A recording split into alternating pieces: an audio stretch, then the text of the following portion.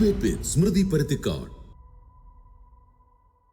സമദൂരമെന്ന പതിവ് നിലപാടിൽ നിന്നും ഇടതിലേക്കുള്ള ദൂരം കുറയ്ക്കുന്ന ജി സുകുമാരൻ നായരുടെ നിലപാടല്ല മുഴുവൻ NSSനും എന്ന് വ്യക്തമാവുകയാണ്. പത്തനംതിട്ടയിൽ രണ്ടാം ദിവസവും ജനറൽ സെക്രട്ടറിക്കെതിരെ പ്രതിഷേധ ബാനർ ഉയർന്നു. വാക്കുകൾക്കും വരികൾക്കും പക്ഷേ മാറ്റമില്ല. സംഘടനയെ പിന്നിൽ നിന്ന് കുത്തി പിണറായിക്ക് പാദസേവ ചെയ്യുന്ന കട്ടപ്പയെന്നാണ് സുകുമാരൻ നായർക്കെതിരെയുള്ള കടുത്ത വിമർശനം. തിരുവനന്തപുരത്ത് അല്പം മുൻപ് വന്ന ഫ്ലക്സിലുള്ളത് ജനറൽ സെക്രട്ടറിക്കുള്ള ആദരാഞ്ജലിയാണ്. കൊച്ചി കണയന്നൂർ കരയോഗം ജനറൽ സെക്രട്ടറിക്കെതിരെ പ്രമേയം പാസാക്കിയാണ് പ്രതിഷേധിച്ചത്. ചങ്ങനാശ്ശേരി NSSലാകട്ടെ ഒരു കുടുംബത്തിലെ 4 പേർ രാജിവെക്കുകയും ചെയ്തു. നാമജപ ഘോഷയാത്ര നടത്തിയ ഭക്തർക്കെതിരെ എടുത്ത കേസ് ഇതുവരെ പിൻവലിക്കാത്ത പിണറായി സർക്കാരിനെ പിന്തുണയ്ക്കുന്നതിലെ ഔചിത്യം സമുദായത്തിലെ ഒരു വിഭാഗം നേതാക്കൾക്കും പ്രവർത്തകർക്കും മനസ്സിലായിട്ടില്ല എന്ന് സാരം. ആചാര സംരക്ഷണം പിണറായി സർക്കാരിൽ നിന്നും ഉറപ്പു കിട്ടിയെന്ന് സുകുമാരൻ നായർ തീർത്തു പറയുമ്പോഴും മന്ത്രി VN വാസവൻ ഇന്ന് ചോദ്യങ്ങളിൽ നിന്നും ഭംഗിയായി ഒഴിഞ്ഞുമാറി. NSSനെ മുറിപ്പെടുത്താതെ സർക്കാരിനെ വിമർശിക്കുന്നതിലായിരുന്നു കോൺഗ്രസിന്റെയും BJPയുടെയും ശ്രമം. മൂന്നാം പിണറായി സർക്കാരിലേക്കുള്ള യാത്രയിലേക്ക് NSS പിന്തുണ ഗുണം ചെയ്യുമെന്നാണ് CPM സംസ്ഥാന സെക്രട്ടറിയുടെ പ്രതീക്ഷ. മാറ്റമില്ലാത്തത് മാറ്റത്തിന് മാത്രമെന്ന് താത്വികമായി പറയുന്നുമുണ്ട് സംസ്ഥാന സെക്രട്ടറി. കരയോഗത്തിൽ ഭിന്നിപ്പോ എന്നതാണ് ചോദ്യം.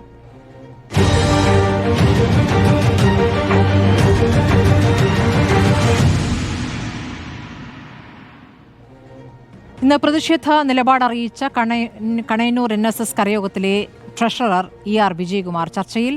അഡ്വക്കേറ്റ് D സുരേഷ് കുമാറാണ് CPIMൽ നിന്നും, N ശ്രീകുമാർ കോൺഗ്രസ് സഹയാത്രികൻ, VS ജിതിൻ ദേവ് BJPയിൽ നിന്നും. ആദ്യം ഞാൻ കണയന്നൂർ കരയോഗത്തിൻ്റെ ട്രഷററിലേക്ക് പോകുന്നു. ശ്രീ ER വിജയകുമാർ, നിങ്ങളുടെ കരയോഗത്തിന് ഒരുമിച്ചുള്ള അഭിപ്രായമാണോ G സുകുമാരൻ നായർ എടുത്ത നിലപാട് തെറ്റായിരുന്നു എന്നുള്ളത്? തീർച്ചയായും കരയോഗത്തിലെ പൊതുവിലുള്ള വികാരം മാനിച്ച് ഞങ്ങൾ ഇന്നലെ വൈകുന്നേരം 7 മണിക്ക് കരയോഗത്തിൻ്റെ എക്സിക്യൂട്ടീവ് കമ്മിറ്റി യോഗം കൂടുകയുണ്ടായി. ആ യോഗത്തിൽ ഞങ്ങൾ വിവിധങ്ങളായിട്ടുള്ള അജണ്ടകളുണ്ടായിരുന്നു. ക്ഷേത്ര നിർമ്മാണം നടന്നുകൊണ്ടിരിക്കാനുള്ള താല്പര്യമുണ്ട്, അപ്പോൾ അതിനെക്കുറിച്ചുള്ള ചർച്ചയുണ്ടായിരുന്നു. അതിനുശേഷം ഒരു പ്രമേയമായിട്ട് ഇതിനെ അവതരിപ്പിക്കുകയുണ്ടായി. കരയോഗത്തെ എക്സിക്യൂട്ടീവ് കമ്മിറ്റിയിലെ ഒരു മെമ്പർ ഇതൊരു പ്രമേയമായിട്ട് അവതരിപ്പിക്കുകയുണ്ടായി. ആ പ്രമേയം ചർച്ചയ്ക്ക് വന്നപ്പോൾ പങ്കെടുത്ത എക്സിക്യൂട്ടീവ് കമ്മിറ്റിയിലെ മുഴുവൻ അംഗങ്ങളും ഒന്നായിട്ട് ഐകകണ്ഠ്യേന പാസ്സാക്കിയ പ്രമേയമാണ് ആ ഒരു വിമർശനാത്മകമായിട്ടുള്ള പ്രമേയം ഉണ്ടായത്. ഇവിടെ ഞങ്ങൾക്ക് സംശയം വരുന്നത് പെട്ടെന്നുള്ള NSSന്റെ ശ്രീ വിജയകുമാർ, എക്സിക്യൂട്ടീവ് കമ്മിറ്റിയിൽ എത്ര പേരുണ്ട്? യെസ്, ഞങ്ങൾ 8 പേരാണ് നിലവിലുള്ളത്. പറഞ്ഞോളൂ, അങ്ങ് പൂർത്തിയാക്കോളൂ. 8 പേരുടെയും പൂർണ്ണമായിട്ടുള്ള പിന്തുണയോടും ഒരേ അഭിപ്രായത്തിലാണ് 8 പേരും എത്തിച്ചേർന്നത്. നിശ്ചിതമായിട്ടുള്ള വിമർശനങ്ങളാണ് അതിലുണ്ടായത്. പ്രമേയത്തിൽ വന്നതിനേക്കാൾ ഉപരിയായിട്ടുള്ള വിമർശനങ്ങൾ ഓരോ വ്യക്തികളും പറയുകയുണ്ടായി. പക്ഷേ ഞങ്ങൾക്ക് പ്രമേയത്തിൽ കാണിക്കുന്നതിന് ലിമിറ്റ് ഉള്ളതുകൊണ്ട് ആ പ്രമേയത്തിൽ വന്നത് വളരെ വളരെ മിതത്വം പാലിച്ചിട്ടാണ് ഞങ്ങളത് പ്രമേയത്തിലൂടെ താലൂക്ക് യൂണിയനെ അറിയിച്ചിട്ടുള്ളത്. എന്താണ് നിങ്ങളുടെ പ്രതിഷേധം എന്നുള്ളത്? ആഗോള അയ്യപ്പ സംഗമത്തിൽ G സുകുമാരൻ നായർ പ്രതിനിധിയെ അയച്ചത് നിങ്ങൾ ആരും അറിഞ്ഞിട്ടില്ല എന്നാണോ? ഇതിൽ ഒരു പൊതു സമീപനം എടുക്കുമ്പോൾ സാധാരണഗതിയിൽ ഇത്തരം വിഷയങ്ങളിൽ അല്ലെങ്കിൽ രാഷ്ട്രീയമായി എടുക്കേണ്ട നിലപാടുകളിൽ കരയോഗത്തിന്റെ രീതി എന്താണ്?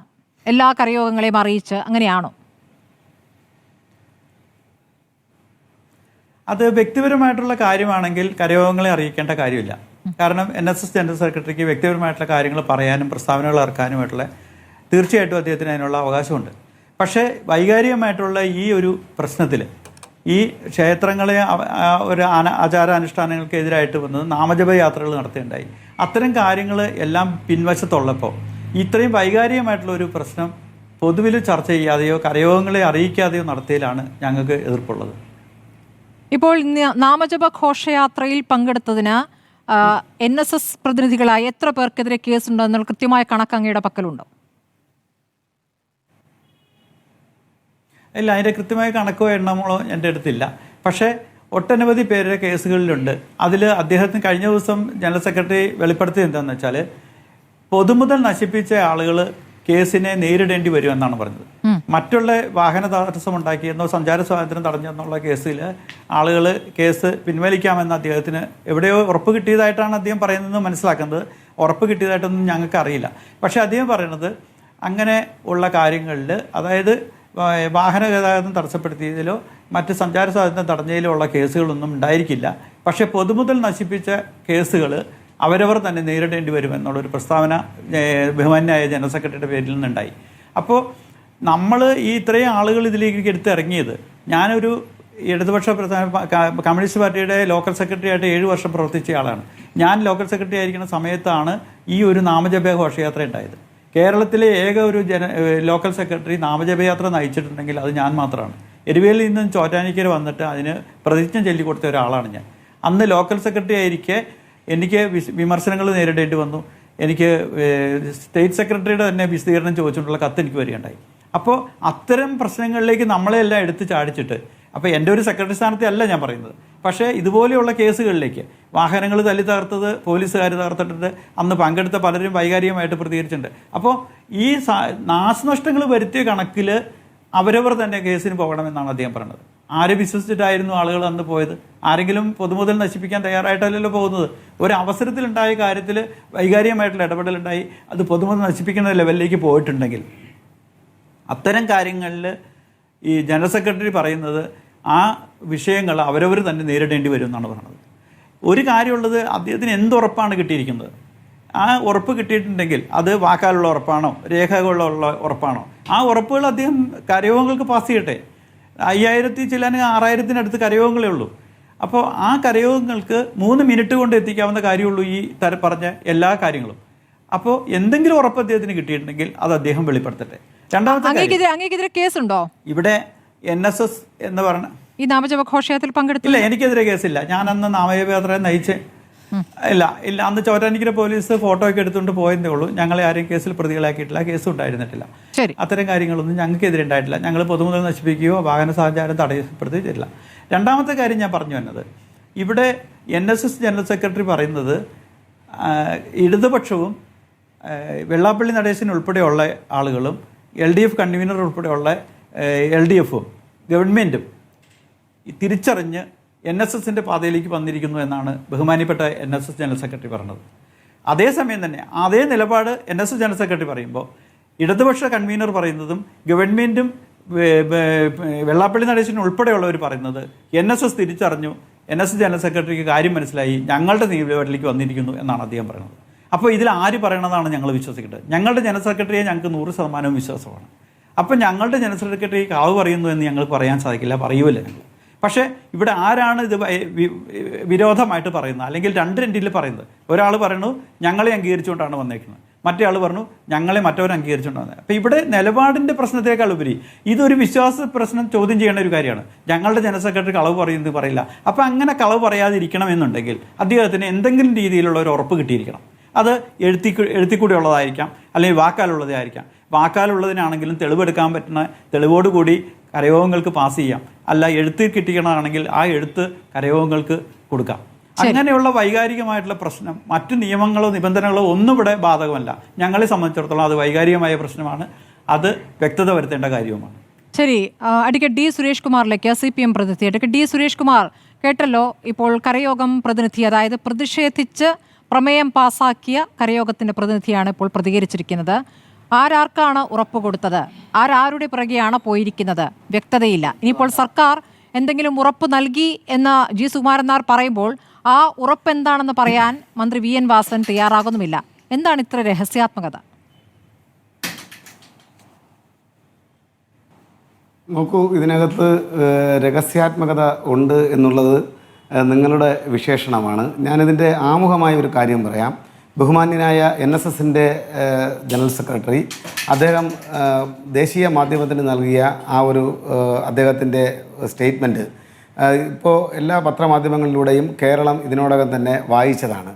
അദ്ദേഹം അതിനകത്ത് 4 കാര്യങ്ങൾ അടിവരയിട്ട് അർത്ഥശങ്കക്കിടയില്ലാത്ത വിധം പറഞ്ഞിട്ടുണ്ട്. അതിലൊന്ന് ഇന്ത്യൻ നാഷണൽ കോൺഗ്രസ് എന്ന് പറയുന്ന കേരളത്തിലും ഇന്ത്യയിലും ഉത്തരവാദിത്തമുള്ളൊരു രാഷ്ട്രീയ പ്രസ്ഥാനത്തിൻ്റെ ഈ വിഷയത്തിലെ ഇരട്ടത്താപ്പിനെ സംബന്ധിച്ചാണ്.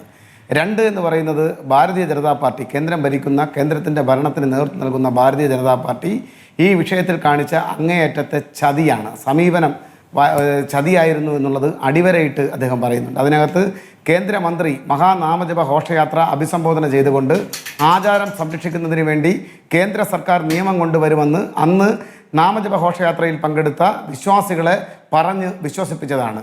നാളിതുവരെയായി അതിനുവേണ്ടി ഒരു ചെറു വിരലനക്കാൻ അവർ കഴിഞ്ഞിട്ടില്ല എന്ന് മാത്രമല്ല, ഈ ആളുകളെ അങ്ങേയറ്റം വഞ്ചനാപരമായി സമീപിക്കുന്ന ഒരു രീതിയാണ് അവർ തുടർന്നു പോകുന്നത്. മൂന്നാമത്തെ കാര്യം എന്ന് പറയുന്നത് ഇടതുപക്ഷ ജനാധിപത്യ മുന്നണി സർക്കാരുമായി ബന്ധപ്പെട്ടതാണ്. സർക്കാർ പമ്പയിൽ നടത്തിയിട്ടുള്ള ഈ അയ്യപ്പ സംഗമം, ആ സംഗമം എന്ന് പറയുന്നത് അതിൻ്റെ ഉദ്ദേശശുദ്ധിയെ സംബന്ധിച്ച് വളരെ വ്യക്തമായി മനസ്സിലാക്കുകയും കൃത്യമായ ക്ലാരിഫിക്കേഷൻ, ഞാൻ അതിൻ്റെ വിശദാംശങ്ങളിലേക്ക് കടക്കാൻ ആഗ്രഹിക്കുന്നില്ല, കൃത്യമായ ക്ലാരിഫിക്കേഷൻ അദ്ദേഹം മാധ്യമങ്ങളിലൂടെ പകർന്നു നൽകിയിട്ടുണ്ട്.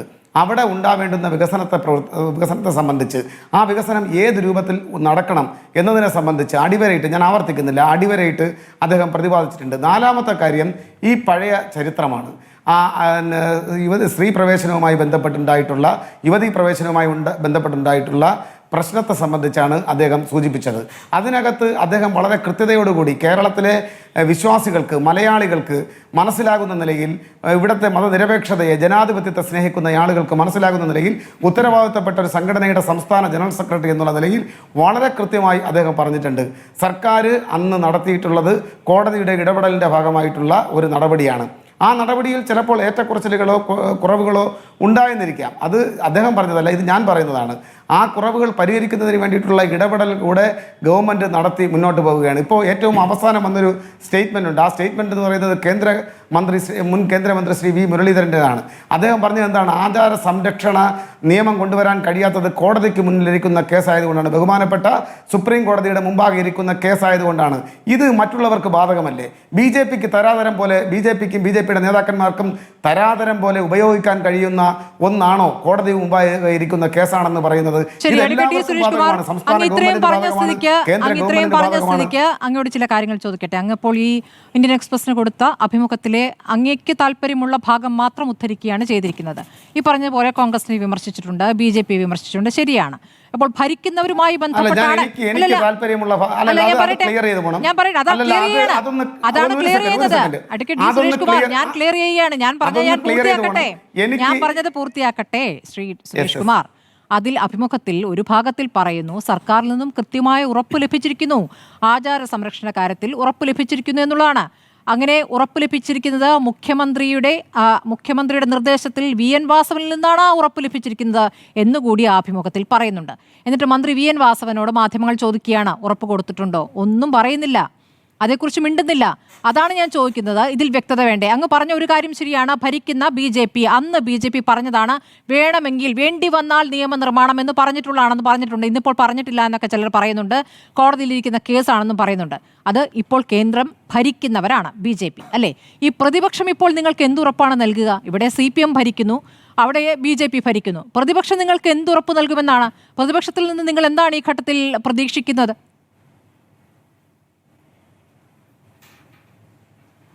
പ്രതിപക്ഷത്തിൽ നിന്നും ഞങ്ങൾ പ്രതീക്ഷിക്കുന്നത് കേരളത്തിൻ്റെ മതനിരപേക്ഷതയെ തകർക്കുന്ന ഒരു സമീപനത്തിന് കൂട്ടുനിൽക്കുന്ന രീതി ഉത്തരവാദിത്തപ്പെട്ട പ്രതിപക്ഷത്തിൻ്റെ ഭാഗത്തു നിന്ന് ഉണ്ടാകാൻ പാടില്ല.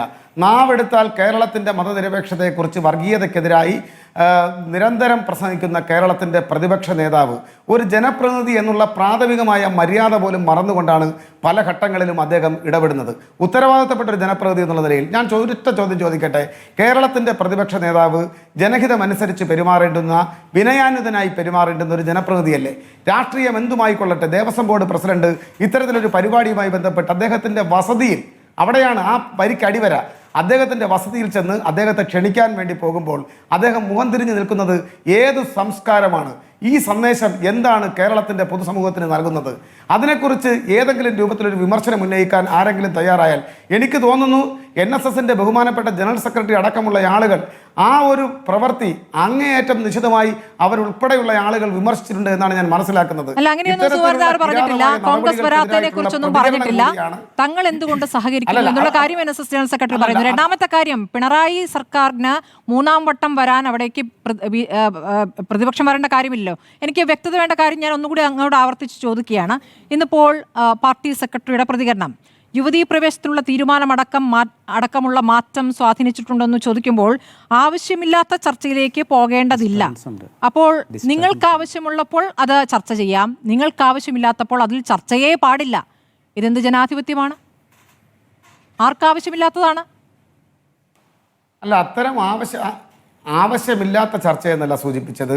ഈ ബഹുമാനപ്പെട്ട മുൻ കേന്ദ്രമന്ത്രി ഇവിടെ സൂചിപ്പിച്ച വരികൾക്ക് വളരെയേറെ പ്രസക്തിയുണ്ട്. അത് എനിക്കുണ്ട്, ബഹുമാനപ്പെട്ട ആങ്കർക്കുണ്ട്, ചർച്ചയിൽ പങ്കെടുക്കുന്നവർക്കുണ്ട്. ഞാൻ എം വി ഗോവിന്ദന്റെ ഇന്നത്തെ പ്രതികരണത്തെ കുറിച്ചാണ് അങ്ങയോട് ചോദിക്കുന്നത്. അങ്ങയോടുള്ള ചോദ്യം ഞാൻ BJP-യോട് ചോദിക്കാനുള്ള BJP-യോട് ചോദിച്ചോളാം. സുരേഷ് കുമാർ, അങ്ങ് എം വി ഗോവിന്ദന്റെ പ്രതികരണത്തിൽ ഒരു വിശദീകരണം നൽകൂ. നിങ്ങൾ പാർട്ടിയുടെ കാര്യത്തിൽ വ്യക്തത വരുത്തൂ, ഇടത് സർക്കാരിന്റെ കാര്യത്തിൽ വ്യക്തത വരുത്തൂ. യുവതീ പ്രവേശവുമായി ബന്ധപ്പെട്ട് നിങ്ങൾ എടുക്കുന്ന നിലപാട് എന്താണ്? അത് പഴയ ചരിത്രമാണെന്ന് പറയുന്നു. കഴിഞ്ഞു പോയതിൽ പോസ്റ്റ്മോർട്ടത്തിനില്ല എന്ന് പറയുമ്പോഴും അത് അടഞ്ഞ അധ്യായമാണെന്ന് കരുതുകയും വേണ്ട എന്ന് പറയുകയാണ്. അപ്പോൾ എന്താണ് നിങ്ങളുടെ നിലപാട്? അതൊന്ന് പച്ചമലയാളത്തിൽ പറഞ്ഞാൽ പോരെ? മാറ്റമില്ലാതെ മാറ്റത്തിന് മാത്രമാണെന്നൊക്കെയാണോ പറയുക ഒരു ചോദ്യം ചോദിക്കുമ്പോൾ? ആ ചരിത്രത്തെ സംബന്ധിച്ച് വളരെ വ്യക്തമായി അറിയാവുന്നയാളാണ് ബഹുമാനപ്പെട്ട ആങ്കർ എന്നുള്ള കാര്യത്തിൽ എനിക്കറിയില്ല. അതിങ്ങനെ ഫ്രീസറിൽ വെച്ചിരിക്കുന്നു. നിങ്ങളുടെ നിലപാട് എന്താണ്? ആത്യന്തികമായി സ്ത്രീ പ്രവേശ വിധിയോടുള്ള ഇപ്പോഴത്തെ പിണറായി സർക്കാരിന്റെ നിലപാട് എന്താണ്? അത് നടപ്പാക്കില്ല എന്നാണോ? അല്ലല്ല, ബഹുമാനപ്പെട്ട കോടതിയിൽ ഞങ്ങൾ കൊടുത്തൊരു സ്റ്റേറ്റ്മെന്റ് ഉണ്ട്. ആ സ്റ്റേറ്റ്മെന്റിൽ ഞങ്ങൾ പറഞ്ഞിരിക്കുന്നത് ഹിന്ദുമത വിചക്ഷണന്മാരുമായി കൂടിയാലോചിച്ച് ഏത് രൂപത്തിലുള്ള നിലപാട് കോടതി സ്വീകരിച്ചാലും ആ നിലപാടിനൊപ്പമേ ഒരു ഭരണഘടനയിൽ തൊട്ട് സത്യം ചെയ്ത് അധികാരത്തിൽ വരുന്ന ഒരു ഗവൺമെന്റിന് അതിനനുസരിച്ച് പ്രവർത്തിക്കാൻ സാധിക്കുകയുള്ളൂ. അതുതന്നെയാണ് കേന്ദ്രം ഭരിക്കുന്ന BJP-യും ചെയ്തുകൊണ്ടിരിക്കുന്നത്. ഈ ചോദ്യം ആദ്യം ഫസ്റ്റ് പ്രിഫറൻസ് ചോദിക്കേണ്ടത് BJP-യോടാണ്. അത് കഴിഞ്ഞാണ് സെക്കൻഡ് ഞങ്ങളോട് ചോദിക്കേണ്ടത്. ഇവിടെ അയ്യപ്പ സംഘം നടത്തിയവരോടാണല്ലോ ചോദ്യം. നമ്മുടെ വിഷയം അയ്യപ്പ സംഘവും അതിനോട് NSS എടുത്ത സമീപനവും സമുദായ സംഘടനകൾ എടുത്ത സമീപനമാണല്ലോ നമ്മുടെ ചർച്ച. ഇവിടെ BJP നടത്തിയെങ്കിൽ BJP ചോദിക്കുമായിരുന്നേ. BJP-യുടെ ബദൽ സംഗമത്തെ കുറിച്ചല്ല എന്റെ ചോദ്യം. സർക്കാർ നടത്തിയ അയ്യപ്പ സംഘവുമായി ബന്ധപ്പെട്ടാണല്ലോ അഡ്വക്കേറ്റ് D. സുരേഷ് കുമാർ. അല്ല, അതിലൊരു പ്രശ്നം എന്താ പറയുക, നമുക്ക് ഇഷ്ടമുള്ളത് മാത്രം ചോദിക്കുക എന്നുള്ളതാണ്. അല്ലാതെ BJP പ്രതിനിധി ഇവിടെയുണ്ട്, നമുക്ക് ചോദിക്കാം. അങ്ങയുടെ ചോദ്യങ്ങൾ ഉറപ്പായിട്ടും എനിക്കുമുള്ള ചോദ്യങ്ങളാണ് അങ്ങയുടെ ചോദ്യങ്ങൾ. ഞാൻ ഉറപ്പായിട്ടും BJP പ്രതിനിധിയോട് ചോദിക്കും. പക്ഷെ നിങ്ങളുടെ നിലപാടൊന്ന് വ്യക്തമാക്കുന്നു. എത്ര നേരമായി ചോദിക്കുന്നു? ബഹുമാനപ്പെട്ട ആങ്കർ നേരത്തെ തന്നെ ഇതിനുള്ള ആൻസറും പറഞ്ഞു കഴിഞ്ഞു. ഇന്ന് ബഹുമാന്യനായ ദേവസ്വം വകുപ്പ് മന്ത്രിയോട് റിപ്പോർട്ടർ ചാനലിന്റെ പ്രതിനിധി തന്നെ ഇതിനെ സംബന്ധിച്ച് വളരെ കൃത്യമായി ചോദിച്ചിട്ടുണ്ട്. അദ്ദേഹം ജനങ്ങൾക്ക് മനസ്സിലാകുന്ന ഭാഷയിൽ വളരെ കൃത്യതയോടുകൂടി മറുപടിയും പറഞ്ഞിട്ടുണ്ട്. അദ്ദേഹം പറഞ്ഞു ഇപ്പോ ഡിസ്കസ് ചെയ്യേണ്ടുന്ന ഒരു വിഷയമില്ല. ഞാൻ അതാണ് ചോദിച്ചത്. നിങ്ങൾക്ക് സൗകര്യമുള്ളപ്പോൾ ഡിസ്കസ് ചെയ്യുക. അതെന്താണ് അതിന്റെ സമയക്രമം എങ്ങനെയാണ്? ആരാണ് നിശ്ചയിക്കുന്നത്? എന്തെപ്പോൾ ചോദിക്കണം? ഞങ്ങൾക്ക് സൗകര്യം ഞാൻ വളരെ കൃത്യതയോടുകൂടി പറയുന്നു, ഞങ്ങൾക്ക് സൗകര്യമുള്ളപ്പോഴല്ല, മറിച്ച് ബഹുമാനപ്പെട്ട സുപ്രീം കോടതിയുടെ മുമ്പ് ഇപ്പോഴും ഈ വിഷയം പെൻഡിംഗ് ആണ്. Pending before the honourable supreme court. അവിടെ നിന്നും ഒരു കൃത്യമായ ഡിസിഷൻ വരട്ടെ. സുപ്രീം കോടതിയിൽ നിലവിൽ എന്തായാലും സ്ത്രീ പ്രവേശ വിധിയിൽ സ്റ്റേ ഇല്ല. Advocate D. സുരേഷ് കുമാർ, അങ്ങ് ഒരു അഭിഭാഷകൻ കൂടിയാണല്ലോ. സ്റ്റേ ഇല്ല. ഇപ്പോഴത്തെ വിധി എന്നുള്ളത് സ്ത്രീ പ്രവേശമാകാം എന്നുള്ളതാണ്. അല്ല, തീർച്ചയായിട്ടും ആ വിധി സ്റ്റാറ്റസ് കോ മെയിൻറ്റെയിൻ ചെയ്ത് അതിങ്ങനെ നിലനിൽക്കുന്ന കാലത്തോളം മറ്റാരും ഇപ്പോൾ പുതുതായി സ്ത്രീ പ്രവേശനവുമായി ബന്ധപ്പെട്ടോ മറ്റു കാര്യങ്ങളുമായി ബന്ധപ്പെട്ടോ ആരും നാളിതുവരെയായി വരുന്നില്ല. വരാത്തിടത്തോളം ഈ നിലയിൽ അത് മുന്നോട്ട് അവർക്ക് സ്ത്രീ പ്രവേശനത്തിനുള്ള വഴി ഒരുക്കേണ്ടത് സർക്കാരാണ്. നിയമപരമായിട്ട് അത് ചെയ്യുമോ? ഭരണഘടനയിൽ തൊട്ട് സത്യം ചെയ്യുന്ന സർക്കാരിന് കോടതി വിധിയെ അംഗീകരിക്കാനുള്ള ഉത്തരവാദിത്വം കൂടെ ഉണ്ട് എന്നുള്ളത് ആങ്കർക്കും എനിക്കും ഇവിടെ ജീവിക്കുന്ന ഏതൊരു മനുഷ്യനും അറിയാവുന്ന കാര്യമാണ്. അപ്പോൾ യുവതികൾ വന്നാൽ പ്രവേശിപ്പിക്കും. അതിനകത്ത് ഞാൻ പറഞ്ഞു പൂർത്തീകരിച്ചില്ല. ഞാൻ പറയട്ടെ, അതിനകത്ത് CPM-നോ ഇടതുപക്ഷ ജനാധിപത്യ മുന്നണിക്കോ സംസ്ഥാന ഗവൺമെന്റിനോ ആചാരം ലംഘിക്കുക എന്നുള്ളത് ഞങ്ങളുടെ അജണ്ടയല്ല. ആ അജണ്ട ഞങ്ങളുടെ വായിലേക്ക് തിരികെ കയറ്റാൻ ആരും ബോധപൂർവം ശ്രമിക്കേണ്ടതില്ല. ആചാരങ്ങൾ ലംഘിച്ചുകൊണ്ടാണ് ഇവിടെ നവോത്ഥാനം ഉണ്ടായിട്ടുള്ളത്. 2018 മുഖ്യമന്ത്രി പിണറായി വിജയൻ നടത്തിയ ചരിത്രപ്രസിദ്ധമായ പ്രസംഗം, അനാചാരങ്ങളായിരിക്കും. ചരിത്രപ്രസിദ്ധമായ പ്രസംഗം, പിണറായി വിജയന്റെ പ്രസംഗം. ഇന്നിപ്പോൾ വിശ്വാസവുമായി ബന്ധപ്പെട്ട് ശബരിമലയിൽ നിലനിൽക്കുന്ന കാര്യങ്ങളുമായി ബന്ധപ്പെട്ട് അവിടെ ഏതെങ്കിലും രൂപത്തിലുള്ള വിശ്വാസ പ്രമാണങ്ങളെ തച്ചു തകർക്കുക എന്നുള്ളതല്ല ഉത്തരവാദിത്തപ്പെട്ട ഒരു CPM-ന് അത്തരം അജണ്ടയില്ല. ഞങ്ങൾ അങ്ങനെ ഒരു കാര്യവും ചെയ്തിട്ടില്ല. അല്ലല്ല അങ്ങനെ ഞങ്ങൾ അത് ചെയ്തിട്ടില്ല. എന്ത് ചെയ്തിട്ടില്ല? എന്ത് ചെയ്തിട്ടില്ല? നിങ്ങൾ സുപ്രീം കോടതി ഉത്തരവ് തൊട്ടടുത്ത രണ്ടാമത്തെ ദിവസം നടപ്പാക്കാൻ ശ്രമങ്ങൾ നടത്തിയത് മാത്രമല്ല, അത് നടപ്പാക്കാൻ വേണ്ടി ഇവിടെ എന്താ പറയുക, തുല്യതയ്ക്ക് വേണ്ടി ഒരു നവോത്ഥാന സമിതി രൂപീകരിച്ചു. ആ സമിതി ഇപ്പോഴും നിലവിലുണ്ട്. അതിന്റെ തലപ്പത്തൊരു വർഗീയവാദിയാണെങ്കിലും ആ സമിതി ഇവിടെയുണ്ട്.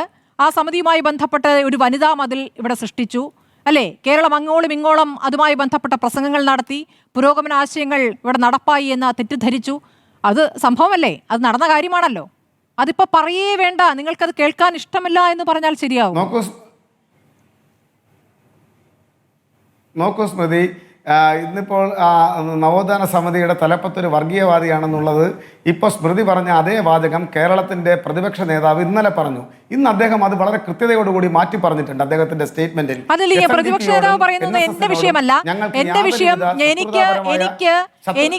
എനിക്ക് വെള്ളാപ്പള്ളി നടേശന്റെ പ്രസംഗത്തിൽ നിന്നും എനിക്കുണ്ടായ ബോധ്യമാണ്. ആ ബോധ്യത്തിൽ നിന്നാണ് എന്റെ ചോദ്യം. അല്ലല്ല, ആ ബോധ്യത്തിനെ സംബന്ധിച്ച് ചില രാഷ്ട്രീയ നേതാക്കന്മാർക്കുള്ള ബോധ്യത്തെ സംബന്ധിച്ച് കൂടെയാണ് രാഷ്ട്രീയ നേതാക്കളുടെ ബോധ്യം.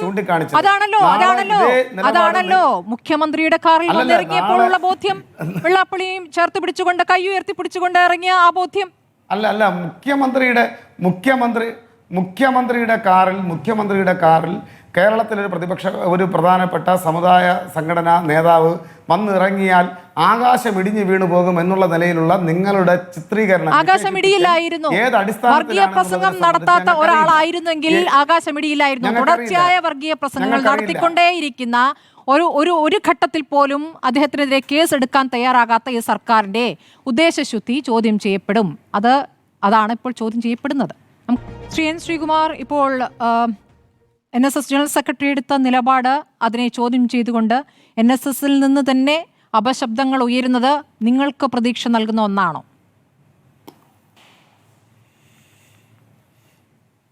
നോക്കൂ സ്മൃതി, കോൺഗ്രസ്സിന് ഇക്കാര്യത്തിൽ NSSൻ്റെ കരയോഗത്തിൽ എന്തെങ്കിലും ഭിന്നിപ്പുണ്ടെങ്കിൽ അതൊരു പ്രതീക്ഷ നൽകുന്നു എന്ന് പറയുന്നത് തീർച്ചയായും തെറ്റാണ്. കാരണം കോൺഗ്രസിനെ സംബന്ധിച്ചിടത്തോളം കോൺഗ്രസ് ഒരു മതേതര രാഷ്ട്രീയ പ്രസ്ഥാനമാണ്. NSS ഒരു സാമുദായിക സംഘടനയാണ്. ആ സാമുദായിക സംഘടന ഒരു തീരുമാനമെടുക്കുമ്പോൾ അതിലെ ഏതെങ്കിലും അംഗങ്ങൾക്ക് അഭിപ്രായ വ്യത്യാസമുണ്ടെങ്കിൽ അതവർ പറയുമായിരിക്കും.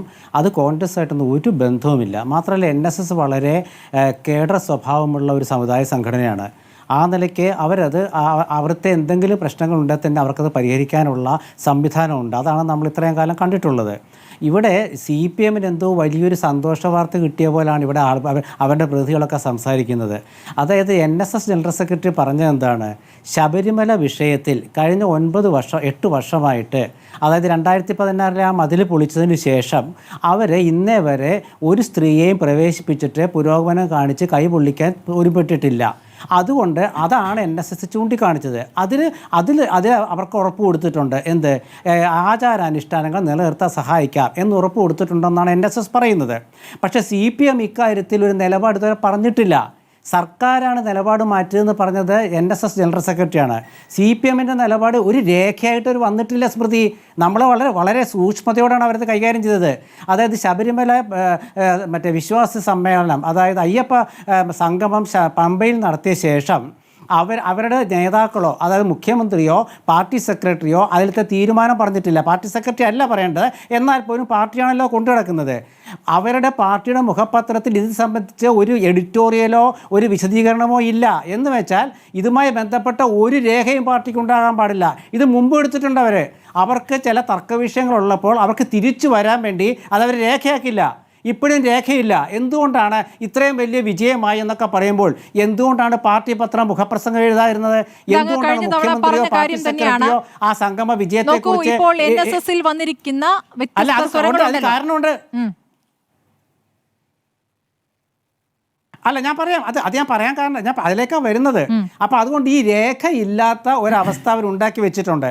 അതുകൊണ്ടാണ് ഇന്ന് AK ബാലൻ പറഞ്ഞത് ഞങ്ങൾ ആ സത്യവാങ്മൂലത്തിൽ ഞങ്ങൾ ഉറച്ചു നിൽക്കുന്നു. അതുമാത്രമല്ല, ഇവിടെ ഇപ്പോൾ CPMൻ്റെ പ്രതിനിധികൾ പലവട്ട സ്മൃതി ചോദിച്ചുള്ള ഒരു വ്യക്തമായ ഉത്തരം, ശബരിമല വിഷയം സംബന്ധിച്ച് ഒരു സത്യവാങ്മൂലം സുപ്രീം കോടതിയിലുണ്ടല്ലോ. ആ സുപ്രീം കോടതി സത്യവാങ്മൂലത്തിൽ ആർക്ക് വേണമെങ്കിലും ശബരിമലയിൽ കയറാം എന്നുള്ള ഒരു തരത്തിലുള്ള ഒരു സത്യവാങ്മൂലമാണത്. അതിൻ്റെ ഒരു ആകത്തുക അതാണ്. അതിനെതിരെ NSS 4 വർഷം മുമ്പ് ഒരു റിവിഷൻ പെറ്റീഷൻ കൊടുത്തിട്ടുണ്ട്. ആ റിവിഷൻ പെറ്റീഷനിൽ അവർ പറയുന്നത് ഈ അമ്പലത്തിലെ ആചാരാനുഷ്ഠാനങ്ങൾ സംരക്ഷിക്കണം. ഇതൊരു 5 അംഗ ഭരണഘടനാ ബെഞ്ചിന് വിടണമെന്നാണ് 5 അംഗ ബെഞ്ചിന് വിടണമെന്നാണ് സുപ്രീം കോടതിയുടെ നിർദ്ദേശം. ആ ബെഞ്ചിലേക്ക് ഈ റിവിഷൻ പെറ്റീഷൻ വരുമ്പോൾ CPMൻ്റെ നേതൃത്വത്തിലുള്ള ഗവൺമെൻറ് എന്ത് നിലപാടെടുക്കും? NSSൻ്റെ റിവിഷൻ പെറ്റീഷനെ അനുകൂലിക്കുമോ എതിർക്കുമോ? ഇതൊക്കെ നമുക്ക് കണ്ടറിയേണ്ട കാര്യമാണ്. അതുകൊണ്ടാണ് ഞാൻ പറഞ്ഞത് രേഖ ഇല്ല എന്നുള്ളത് ഒന്ന് വിശദീകരിച്ചത് കൊണ്ടാണ്. പിന്നെ NSSൻ്റെ കരയോഗത്തെക്കുറിച്ച് സ്മൃതി ചോദിച്ചത്. കരയോഗത്തിൽ എല്ലാ രാഷ്ട്രീയക്കാരുമുണ്ട്. CPM ഉണ്ട്, കോൺഗ്രസ് ഉണ്ട്, BJP ഉണ്ട്, RSP ഉണ്ട്, എല്ലാവരും ഉണ്ട്. അതുകൊണ്ടാണ് അവരുടെ രാഷ്ട്രീയ നയം സമദൂരമായിട്ട് നിൽക്കുന്നത്. ഇവിടെ അവരുടെ രാഷ്ട്രീയ നയം പ്രഖ്യാപിച്ചിട്ടില്ല ശ്രീമതി സ്മൃതി. ഇവിടെ അവർ പ്രഖ്യാപിച്ചത് ഒരു സമകാലിക വിഷയത്തിലുള്ള താൽക്കാലിക സമീപനമാണ്. അഭിപ്രായം അറിയണം. കാരണം ഇപ്പോൾ NSS കണയന്നൂർ കരയോഗത്തിന്റെ പ്രതിനിധി ഇപ്പോൾ പറഞ്ഞല്ലോ, ഒരു പ്രധാനപ്പെട്ട ഉറപ്പ് ലഭിക്കുന്നു. അതായത് ഈ യുവതീ പ്രവേശവുമായി ബന്ധപ്പെട്ട വിഷയം അവിടെ നിൽക്കട്ടെ, നാമജപ ഘോഷയാത്രയിൽ കേസുകൾ എടുത്തല്ലോ. ആ കേസുകൾ പിൻവലിക്കുന്ന കാര്യത്തിൽ ഉറപ്പ് ലഭിച്ചിട്ടുണ്ടോ? അങ്ങനെ ഒരു ഉറപ്പ് ലഭിക്കുകയാണെങ്കിൽ അതങ്ങ് ഒറ്റയ്ക്ക് മനസ്സിലാക്കിയാൽ പോരല്ലോ, അതെല്ലാവരെയും അറിയിക്കണ്ടേ? എല്ലാ കരയോഗങ്ങളെയും അറിയിച്ചു കഴിഞ്ഞാൽ എല്ലാവർക്കും അത് സ്വീകാര്യമായൊരു കാര്യമാണ്, പ്രതീക്ഷ നൽകുന്ന കാര്യമാണ്. അപ്പോൾ അത് അറിയിച്ചിട്ടുമില്ല എന്നതിൽ എന്താണ് അങ്ങയുടെ അഭിപ്രായം? തീർച്ചയായിട്ടും നല്ല ചോദ്യമാണ്. കാരണം NSS ജനറൽ സെക്രട്ടറി പറയുന്നത് അദ്ദേഹത്തിന് ഉറപ്പ് കിട്ടിയിട്ടുണ്ടെന്നാണ്. പക്ഷേ ഇത് സംബന്ധിച്ച് ഞാൻ പറഞ്ഞില്ല, രേഖാമൂലമുള്ള ഒരു ഉറപ്പും പൊതുസമൂഹത്തിൻ്റെ മുമ്പിലില്ല. പാർട്ടിയുടെ മുൻ നിലപാട് തിരുത്തിയെന്ന് പാർട്ടി പറഞ്ഞിട്ടില്ല. അതുകൊണ്ട് NSSലെ അംഗങ്ങൾക്കൊരു സംശയം വരും. ആ സംശയമായിരിക്കും അവർ ഉന്നയിച്ചത്. അതിന് മറുപടി കൊടുക്കേണ്ട NSS നേതൃത്വമാണ്. ഒരു പക്ഷേ നാളെ NSSൻ്റെ ഒരു സ്പെഷ്യൽ ബജറ്റ് സമ്മേളനം നടക്കുന്നുണ്ട്. ഒരു പരിപൂർണ്ണ പ്രതിനിധി സമ്മേളനം അല്ലാതെ, എന്നാൽ ഒരു പ്രതിനിധികൾക്കൊക്കെ വേണമെങ്കിൽ പങ്കെടുക്കാം, അതിലെ അഭിപ്രായങ്ങളൊക്കെ പറയാം. അവിടെ ഒരു പക്ഷേ NSS ജനറൽ സെക്രട്ടറി ഇക്കാര്യത്തിലൊരു വിശദീകരണം നൽകുമായിരിക്കാം. പക്ഷേ രാഷ്ട്രീയ നിലപാട് അപ്പോഴും പ്രസക്തമാണ്. രാഷ്ട്രീയ നിലപാട് അദ്ദേഹം മിനിഞ്ഞാന്ന് അതായത് 2 പ്രമുഖ പത്രങ്ങളിൽ അദ്ദേഹം അഭിമുഖത്തിൽ പറഞ്ഞു, NSSൻ്റെ രാഷ്ട്രീയ നിലപാട് സമദൂരമാണ്. നോക്കൂ സ്മൃതി, ഈ സമദൂരത്തിൽ നിന്നും NSSന് പിന്മാങ്ങാൻ പറ്റില്ല. കാരണം ഈ സമദൂരത്തിൽ നിന്നും പിന്മാറാൻ പറ്റാത്ത എന്തുകൊണ്ടാണെന്ന് വെച്ചാൽ NSSൽ എല്ലാ രാഷ്ട്രീയ പ്രവർത്തകരുമുണ്ട്. NSS ഇന്നയാൾക്ക് വോട്ട് ചെയ്യാൻ പറഞ്ഞാൽ അത് അതേപോലെ ചെയ്യണമെന്നില്ല, അവരത് പറയാറുമില്ല. പക്ഷേ ചില ഘട്ടങ്ങളിൽ അവർ ചില സൂചനകൾ നൽകിയിട്ടുണ്ട്. അത് ചിലർ അംഗീകരിച്ചിട്ടുണ്ട്, ചിലർ അത് എതിർത്തിട്ടുമുണ്ട്. അതുകൊണ്ട് ഇപ്പോൾ കണയന്നൂർ താലൂക്കിലത്തെ ആ സുഹൃത്ത് പറഞ്ഞതുപോലെ, ആ ബിജികുമാർ പറഞ്ഞതുപോലെ, അവർക്ക് അഭിപ്രായ വ്യത്യാസം ഉണ്ടെങ്കിൽ അവരത് പ്രമേയത്തിലൂടെ പറഞ്ഞു. അതുപോലെ അഭിപ്രായ വ്യത്യാസം ഉള്ളവരുണ്ടാകാം, ഇല്ലെന്നൊന്നും പറയുന്നില്ല. കാരണം ഈ കരയോഗത്തിൽ എല്ലാവരും ഒറ്റ രാഷ്ട്രീയ വിശ്വാസമുള്ളവരല്ല. അപ്പോൾ അവർ ചോദിക്കും, എന്തുറപ്പാണ് കിട്ടിയെന്ന് അംഗങ്ങൾക്ക് അറിയണമെന്ന് ചോദിച്ചാൽ ആ ഉറപ്പ് എന്താണെന്ന് പൊതുസമൂഹത്തിന് മുമ്പിൽ CPM വെച്ചിട്ടില്ല, സർക്കാർ വെച്ചിട്ടില്ല. ഇന്ന് വാസവൻ മിനിസ്റ്ററോട് ചോദിച്ചപ്പോൾ അദ്ദേഹം ഉത്തരം പറയായിരുന്നു. അതുകൊണ്ടാണ് ഞാനതാ പറഞ്ഞത്. സ്മൃതി വളരെ വ്യക്തമായിട്ട് കേൾക്കണം. ഒരു രേഖ വേണമല്ലോ. അതായത് ഒന്നുകിൽ പത്രത്തിൽ ലേഖനം വേണം, അല്ലെങ്കിൽ പാർട്ടിയുടെ ഒരു സർക്കുലർ വേണം. ഇതൊന്നുമില്ല. ഇവർ പറയണത് എന്താ? വിശ്വാസികൾക്കൊപ്പം എന്ന് പറഞ്ഞാൽ എളുപ്പമല്ലേ? പിന്നെ അവർ പറഞ്ഞു വെച്ചാൽ ഞങ്ങൾ ഇത്രയും വർഷമായിട്ട് കയറ്റിയിട്ടില്ലല്ലോ. അത് ശരിയാണ്, കയറ്റിയിട്ടില്ല. കാരണം ഒരിക്കൽ കൈപൊള്ളി കയറ്റിയിട്ടില്ല. പക്ഷേ ആ റിവിഷൻ പെറ്റീഷനിൽ CPMൻ്റെ നിലപാട് എന്തായിരിക്കും? CPM സർക്കാർ ആ റിവിഷൻ പെറ്റീഷനിൽ NSS പറയുന്നതാണ് ശരി എന്നവർ പറയുമോ? അതല്ല, NSS പറയുന്നതല്ല, കോടതിയുടെ വിധിയിലാണ് ശരി എന്നവർ പറയുമോ? ഇതൊക്കെ അറിയേണ്ടതുണ്ട്. അതുവരെ ഇങ്ങനെ കരയോഗങ്ങളിൽ ചില അഭിപ്രായ ഭിന്നതയൊക്കെ വരും. പക്ഷേ ഒരു കാര്യം സ്മൃതി മനസ്സിലാക്കിക്കോ, NSSൻ്റെ രാഷ്ട്രീയ തീരുമാനം ഞാൻ വളരെ പ്രസക്തമാണ് ഞാൻ പറഞ്ഞത്. ഇത് സാമുദായികപരമായ ഒരു സമുദായത്തിൻ്റെ ശബരിമല വിഷയത്തിലുള്ള ഒരു നിലപാട് താൽക്കാലിക വിഷയാധിഷ്ഠിതമാണ്. അവിടെ ഞാൻ കഴിഞ്ഞ ദിവസം പറഞ്ഞുകൊണ്ട് ആവർത്തിക്കുന്നില്ല, ഒരുപാട് ജനകീയ വിഷയങ്ങളിൽ ശബരിമല അയ്യപ്പ ദർശനം എന്ന് പറയുന്നത് സുപ്രധാനമായൊരു ജനകീയ വിഷയമല്ല. അത് വിശ്വാസികളെ ബാധിക്കുന്ന ഒരു പ്രശ്നമാണ്. ആ പ്രശ്നത്തിൽ NSSന് സർക്കാർ കൊടുത്ത ഉറപ്പിൽ NSS വിശ്വസിക്കുന്നു. അതുകൊണ്ടാണ് ശ്രീ സുകുമാരൻ നായർ പറഞ്ഞത്, ഞങ്ങളല്ല നിലപാട് മാറ്റിയത്, ഗവൺമെൻറ്റാണ് നിലപാട് മാറ്റിയതെന്ന്. അത് വളരെ പ്രസക്തമാണ്, അദ്ദേഹം പറഞ്ഞിട്ടുണ്ട്. ആ നിലപാട് മാറ്റമാണ് ചില സുഹൃത്തുക്കൾക്ക് സംശയം. അത് NSS ആണ് പരിഹരിച്ചു കൊടുക്കേണ്ടത്, നമ്മളല്ല. കോൺഗ്രസിന് ഇതിലൊരു ഉത്കണ്ഠയുമില്ല. എന്താ കാരണം എന്നറിയാമോ? NSSൻ്റെ കാലാകാലങ്ങളായിട്ടുള്ള നിലപാട്, രാഷ്ട്രീയ നിലപാടെന്ന് പറഞ്ഞ സമദൂരം തന്നെയാണ് ഇപ്പോഴും. അതെ, അപ്പോൾ അതുകൊണ്ട് കോൺഗ്രസിന് ഉത്കണ്ഠയില്ല. ഇവിടെ എല്ലാവരും പറയുന്നുണ്ട് കോൺഗ്രസ് ഇതിൽ വല്ലാതെ വേവലാതി പൂണ്ടിരിക്കുന്നു, എന്ത് ചെയ്യണമെന്നറിയില്ല. NSS ഇടത്തോട്ടെന്ന് ആരാ പറഞ്ഞ ശ്രീമതി സ്മൃതി? NSS ഇടത്തോട്ടെന്ന് സുകുമാരൻ നായർ സാർ പറഞ്ഞോ? ഇല്ലല്ലോ. അല്ല, NSS വേറെ ചില കാര്യങ്ങൾ പറഞ്ഞു. NSS കോൺഗ്രസിന്റെ നിലപാട് കള്ളത്തരമാണ് എന്ന് പറഞ്ഞിട്ടുണ്ട്. അതിനോട് ഒരു വിമർശനവും ഇല്ല കോൺഗ്രസിന്. അതെന്താണ്? പറയാം. അത് ഈ വിഷയത്തിലാണ്. ശബരിമല വിഷയത്തിൽ കോൺഗ്രസ് നിലപാടെടുത്തു. എന്താണ്? അയ്യപ്പ സംഗമ കാര്യത്തിൽ കോൺഗ്രസ് നിലപാടെടുത്തു. 3 ചോദ്യങ്ങൾക്ക് ഉത്തരം നൽകണമെന്ന് പറഞ്ഞു. അത് ഞാൻ ഈ പറഞ്ഞ സത്യവാങ്മൂലവും യുവതീ പ്രവേശമൊക്കെ ആയിട്ട് ബന്ധപ്പെട്ടിട്ടാണ്. അതിനൊരു ഉത്തരം പറഞ്ഞില്ല. അതുമാത്രമല്ല, അവിടെ ഈ സ്വർണവുമായി ബന്ധപ്പെട്ട ദ്വാരപാലക ആ വിഷയത്തിലെ സ്വർണവുമായി ബന്ധപ്പെട്ട സ്വർണം കാണാതായ വിഷയത്തിൽ അടിയന്തര പ്രമേയം സഭയിൽ അവതരിപ്പിച്ചപ്പോൾ അവതരണാനുമതി കൊടുത്തുമില്ല. അപ്പോൾ UDFന് ഇതൊരു രാഷ്ട്രീയ വിഷയം. എന്താ കാരണം? ഗവൺമെൻറ് കൃത്യമായ നിലപാട് പറഞ്ഞിട്ടില്ല. ശബരിമലയിലെ ഭക്തരുടെ ഒരു വിഷയം കൊണ്ടുവന്ന നാമജപ ഘോഷയാത്രയാണെങ്കിലും യുവതീ പ്രവേശനമാണെങ്കിലും അത് വഷളാക്കിയത് ഈ CPM ഗവൺമെൻറ്റാണ്. അതുകൊണ്ട് UDFന് ആ ഗവൺമെൻറ്റിൽ വിശ്വാസമില്ല. പക്ഷേ NSSന് ഉറപ്പ് കൊടുത്തു കാണും. അതുകൊണ്ടാണല്ലോ ഗവൺമെൻറ് നിലപാട് മാറ്റിയെന്ന് ശ്രീ സുകുമാരൻ നായർ പറഞ്ഞത്. ആ നിലപാട് മാറ്റത്തെക്കുറിച്ച് സമുദായ അംഗങ്ങൾക്കിടയിൽ സംശയം ഉയരും. കാരണം അവരുടെ മുമ്പിൽ രേഖയില്ല, അവരുടെ മുമ്പിൽ ഗവൺമെൻറ്റിൻ്റെ രേഖയില്ല. അപ്പോൾ അവർ ചോദിക്കും. അതിന് ഉത്തരം കൊടുക്കേണ്ടത് NSS ആണ്. പക്ഷേ ഇത് കോൺഗ്രസുമായി ബന്ധപ്പെട്ടൊരു കാര്യം ഞാൻ പറയാം. കോൺഗ്രസിൻ്റെ നിലപാടെന്താ? NSSന് എതിരല്ല.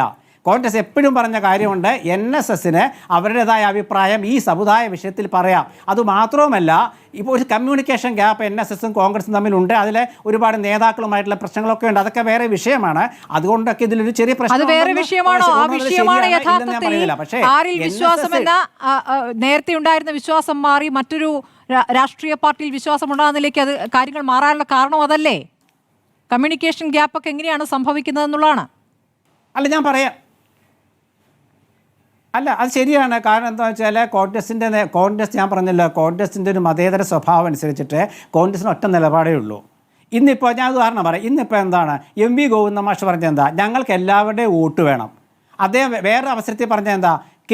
കോൺഗ്രസ് UDFനെ നയിക്കുന്നത് മുസ്ലിം ലീഗാണ്. എന്തുകൊണ്ടാണ് UDFനെ നയിക്കുന്നത് മുസ്ലിം ലീഗാണെന്ന് ഇപ്പോൾ പറഞ്ഞത്? ഇത് 2 വർഷം മുമ്പ്, 2 ടേം മുമ്പ് തെരഞ്ഞെടുപ്പ് കാലത്ത് KPCC പ്രസിഡന്റിനെ നിശ്ചയിക്കുന്നത് മുസ്ലിം ലീഗാന്ന് പറഞ്ഞു, ഇല്ലേ? CPM. എന്താ അങ്ങനെ പറയാൻ കാരണം? അപ്പോൾ ഇവർക്ക് എന്ത് മതേതരത്വം ഉള്ളത്? അതിൻ്റെ ദുരുദ്ദേശം എന്താണ്? അത് മനസ്സിലാക്കൂ ശ്രീമതി സ്മൃതി. അതാണ് ഞാൻ പറഞ്ഞത്. അപ്പോൾ ഈ ഗവൺമെൻറ്റിൻ്റെ ഈ കാഴ്ചപ്പാട്, ക്ഷമിക്കണം, ഈ പാർട്ടിയുടെ ഈ കാഴ്ചപ്പാട് എന്ത്? മുസ്ലിം ലീഗാണ് UDFനെ നിയന്ത്രിക്കുന്നത്. UDFൻ്റെ ചെയർമാൻ ആരാ? VD സതീശൻ. പ്രതിപക്ഷ നേതാവ് ആരാ? VD സതീശൻ. മറ്റേ മുസ്ലിം ലീഗിൻ്റെ നേതാവ് PK കുഞ്ഞാലിക്കുട്ടിയാരാ? ഉപനേതാവ്. ഇതൊക്കെ അറിയാഞ്ഞിട്ടല്ലല്ലോ CPMന്. അപ്പോൾ അവർ പറയുന്നത് എന്താ? ലീഗാണ് UDFനെ നയിക്കുന്നത്. അതിൻ്റെ അർത്ഥം എന്താണ്? അതിൻ്റെ അർത്ഥം എന്താ? ഒരു പാർട്ടി സെക്രട്ടറിയാണ് പറയണത്. ഇവിടെ കോൺഗ്രസിൻ്റെ മതേതര നിലപാടുണ്ട്. ആ മതേതര നിലപാടെന്ന് പറയുന്നത് ഇന്ന് സമസ്ത മുഖപ്രസംഗം എഴുതിയല്ലോ ഗവൺമെൻറ്റിനെ കുറിച്ച്. മുസ്ലിം മറ്റേ സമസ്തയുടെ മുഖപത്രം എഴുതിയല്ലോ, സുപ്രഭാതം എഴുതിയല്ലോ. ആ ഒരു മുഖപ്രസംഗം അത് സമസ്തയുടെ അഭിപ്രായമാണോ പത്രത്തിൻ്റെ അഭിപ്രായമാണോ എന്ന് എനിക്കറിയില്ല. അത് നമുക്ക് നാളെ അറിയാം. എന്തായാലും സുപ്രഭാത മുഖപ്രസംഗം എഴുതി. എന്താ? CPM ഗവൺമെൻറ്റിൻ്റെ നിലപാടിനെ കുറിച്ച്. അത് തെറ്റാണെന്നവർ പറഞ്ഞു. കോൺഗ്രസ് ഒരു വർഗീയ ഒരു സമുദായ സംഘടനകളുടെയും സമ്മേളനം വിളിച്ചുകൂട്ടി വോട്ട് ചെയ്യാൻ അനുവാദം ചെയ്തിട്ടില്ല. കോൺഗ്രസ് അഭിപ്രായം പറയും. എന്താണ്? NSSൻ്റെ നിലപാട് ശബരിമല വിഷയത്തിൽ സ്മൃതി പ്രത്യേകം അടിവരയിട്ട് പറയുകയാണ്. ശബരിമല വിഷയത്തിൽ, പോലീസ് വിഷയത്തിലല്ല. ഞാൻ പറഞ്ഞുകൊണ്ട് ആവർത്തിക്കുന്നില്ല. ഒരുപാട് ജനകീയ വിഷയങ്ങളുണ്ട്. ആ വിഷയങ്ങളിലാണ് NSSൻ്റെ രാഷ്ട്രീയ നിലപാട് വരേണ്ടത്. രാഷ്ട്രീയ നിലപാട് NSS എപ്പോഴും സമദൂരമാണ്. പിന്നെ എങ്ങനെ ഇടതുപക്ഷം എന്ന് ഈ ചാനലുകളാണ് പറഞ്ഞുകൊണ്ടിരിക്കുന്നത് ഇടതുപക്ഷത്തേക്ക്. ഇന്നൊരു പത്രം എഴുതി ഒരു വലിയ നയം CPM രൂപപ്പെടുത്തി. എന്ത് നയമാണ് രൂപപ്പെടുത്തിയത്? ശബരിമല വിഷയത്തിൽ ഗവൺമെന്റ് നൽകിയ ഉറപ്പ്. ഇപ്പോൾ ഈ സർക്കാരിൽ വിശ്വാസം ഈ അയ്യപ്പ സംഘവുമായി ബന്ധപ്പെട്ട് മാത്രമാണ് എന്ന് പറയുമ്പോഴും അപ്പുറത്ത് അവിശ്വാസം രേഖപ്പെടുത്തുന്നത് കോൺഗ്രസിനെതിരെയും BJPക്കെതിരെയുമാണ്. ഞാൻ ഒന്ന് ജിതിൻ ദേവിലേക്ക് പോകുന്നു. ശ്രീ ജിതിൻ ദേവ്, ഇന്ന് BJP പറഞ്ഞോളൂ. ഒറ്റ മിനിറ്റ്. ചോദ്യത്തിന് ഒരൊറ്റ മിനിറ്റ്. അതായത് ഇപ്പം 9 വർഷമായല്ലോ ഈ പിണറായി ഗവൺമെൻറ് ഭരിക്കുന്നത്. ഈ 9 വർഷവും NSS ഒരു ഡിമാൻഡ് ഇവരുടെ മുമ്പിൽ വെച്ചിട്ടില്ല. ഒരേ ഒരു കാര്യമേ പറഞ്ഞിട്ടുള്ളൂ NSS ഈ 9 വർഷത്തിനിടയ്ക്ക്. എന്താ ഡിമാൻഡ് എന്നറിയാമോ?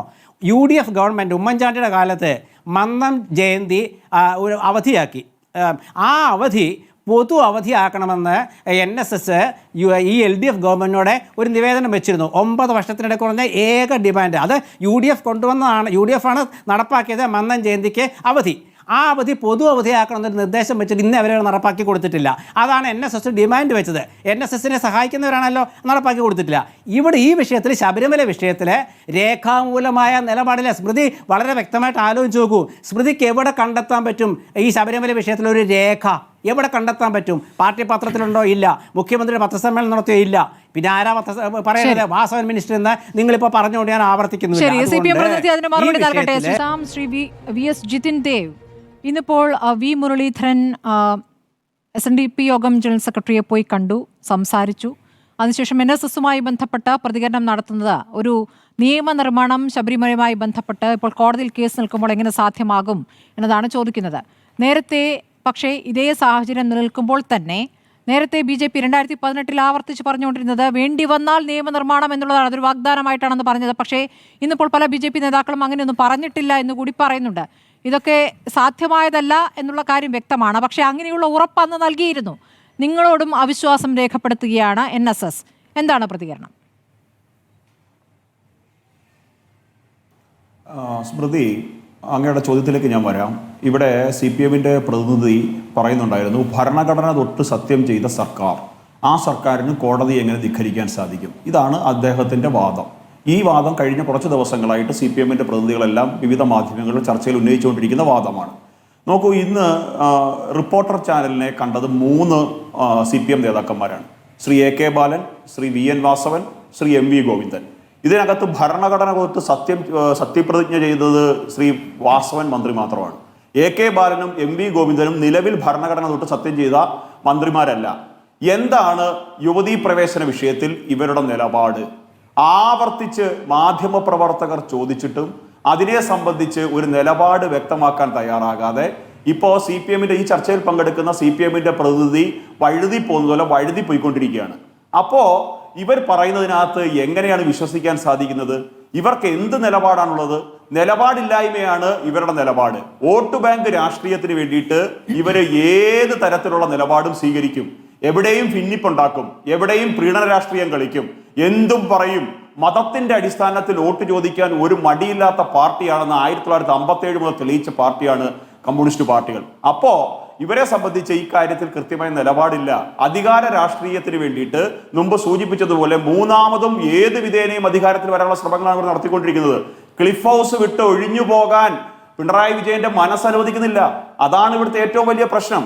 2019 നവംബർ മാസം 1-ാം തീയതി ശ്രീ പിണറായി വിജയന്റെ ഒരു സ്റ്റേറ്റ്മെന്റ് ഉണ്ട്. നവീകരണത്തിന് തയ്യാറാകാത്ത പ്രസ്ഥാനങ്ങൾ അസാധുവാകും, അന്ധവിശ്വാസങ്ങൾക്കും അനാചാരങ്ങൾക്കും എതിരെ പൊരുതിയ ഒരു പൈതൃകം ഉണ്ടാകും, ആ പൈതൃകത്തെ കൈയൊഴിയണോ? അന്ധവിശ്വാസമാണോ യുവതി പ്രവേശനം? CPM പാർട്ടിയുടെ നിലപാട് എന്താണ്? നിങ്ങൾ സർക്കാരിന്റെ നിലപാട് പറയണ്ട, സർക്കാരിന്റെ മന്ത്രിമാര് പറയണ്ട. CPM എന്ന് പറയുന്ന രാഷ്ട്രീയ പാർട്ടിയുടെ നിലപാട് എന്താണ്? BJPയുടെ നിലപാട് ശബരിമലയിലെ ആചാരങ്ങളും അനുഷ്ഠാനങ്ങളും ലംഘിക്കപ്പെടാൻ പാടുള്ളതല്ല, ആചാരങ്ങളും അനുഷ്ഠാനങ്ങളും സംരക്ഷിക്കപ്പെടേണ്ടതാണ്.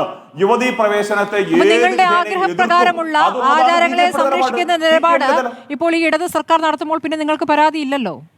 നിങ്ങൾ ആഗ്രഹിച്ചത് നടപ്പാക്കുന്നു. എന്റെ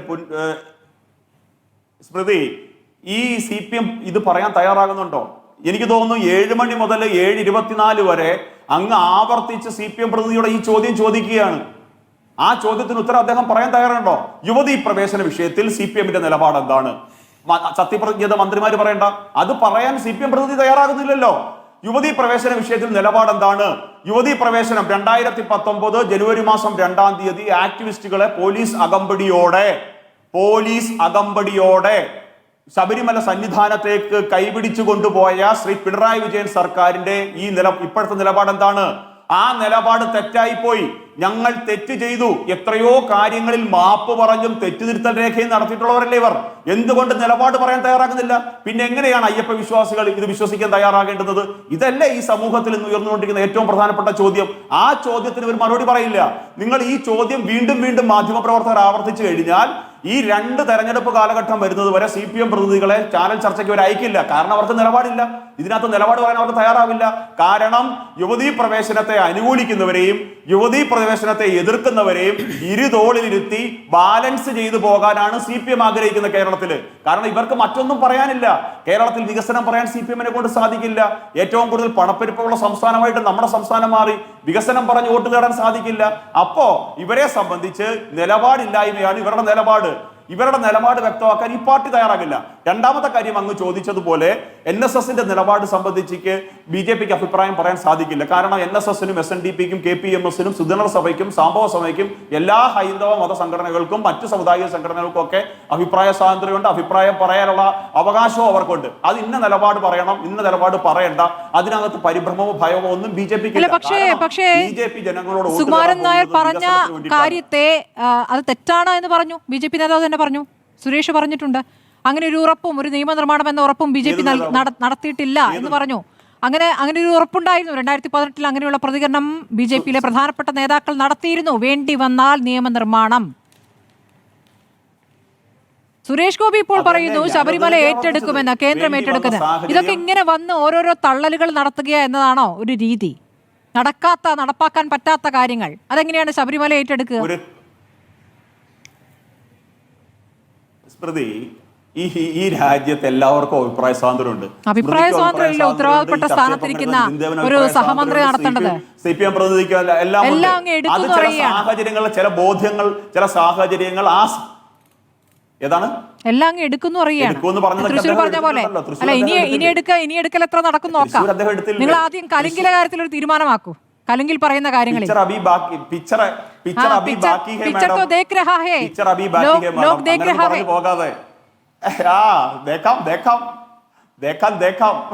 നിൽക്കൂ.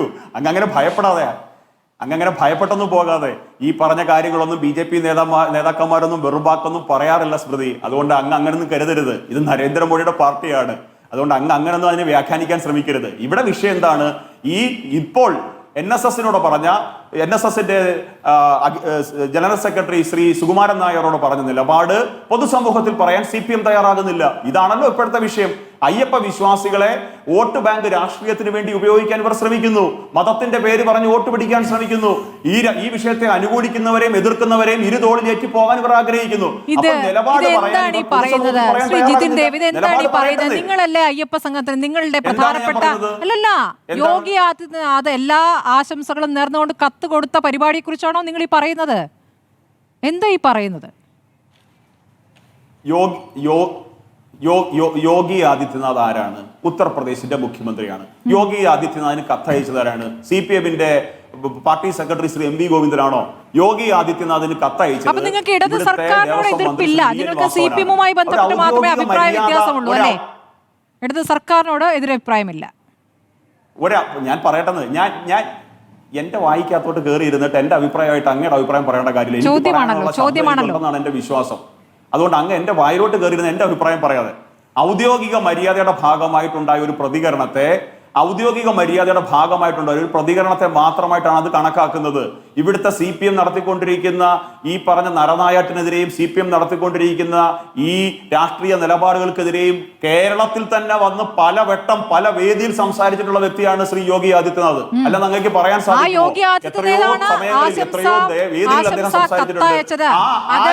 മന്ത്രി VN വാസവൻ വളരെ സന്തോഷത്തോടെ വായിക്കുകയും ചെയ്തു.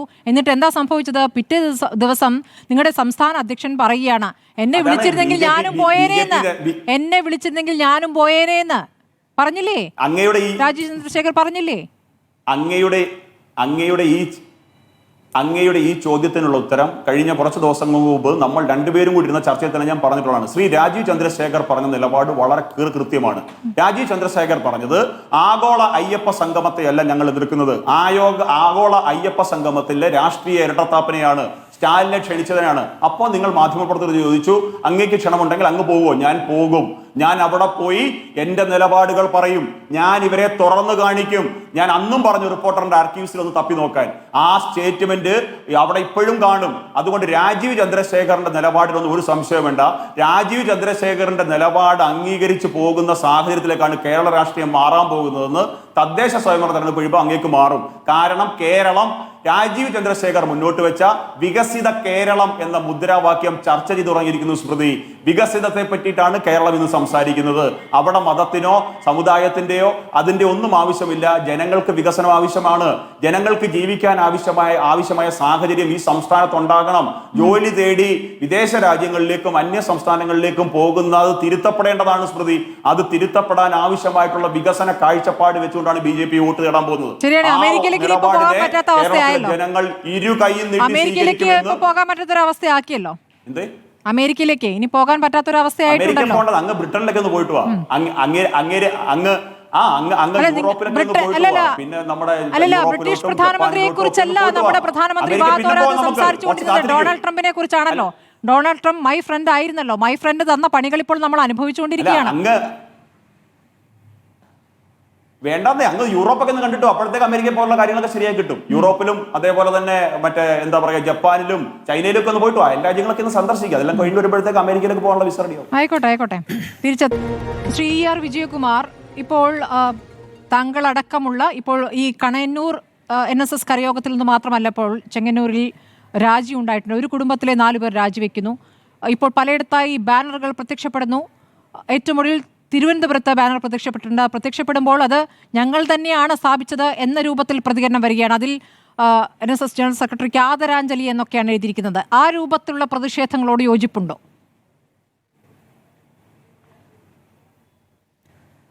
അത്തരം പ്രതിഷേധങ്ങളോട് ഞങ്ങൾക്ക് യോജിപ്പില്ല. കാരണം ഞങ്ങൾ ഒരു മറയിൽ നിന്നിട്ടോ അല്ലെങ്കിൽ പേര് വയ്ക്കാതെ ഉള്ള ഒരു നിലപാടല്ല ഞങ്ങൾ എടുത്തിട്ടുള്ളത്.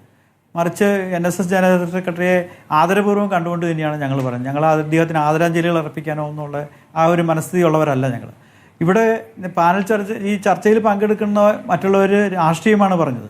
അവരുടെ രാഷ്ട്രീയം അവർ പറയാനുള്ള വേദിയാണ് എവിടെ ചെന്നാലും അവർ ഉപയോഗിക്കുള്ളൂ. ദൗർഭാഗ്യവശാൽ അത് CPMൻ്റെ പ്രതിനിധിയെ പറഞ്ഞു വന്നത് ആചാരങ്ങൾ അല്ലെങ്കിൽ അവിടെ അനിഷ്ട സംഭവങ്ങൾ ഉണ്ടായിരുന്നിരിക്കാം, ചില സംഭവങ്ങൾ നടന്നിരിക്കാം എന്ന് പറഞ്ഞു. ഈ ആചാരങ്ങളും അനുഷ്ഠാനങ്ങളും എന്താണെന്നുള്ളതിനെക്കുറിച്ച് ഇവർക്ക് ബോധ്യം വേണം. എന്താണ് ശ്രീകോവിൽ, എന്താണ് നമസ്കാര മണ്ഡപം, എന്താണ് ചുറ്റമ്പലം, എന്താണ് ബലിക്കല്ല്, എന്താണ് അഷ്ടദിക്പാലകർ, എന്താണ് അന്തർഘടനയുള്ള ക്ഷേത്രം.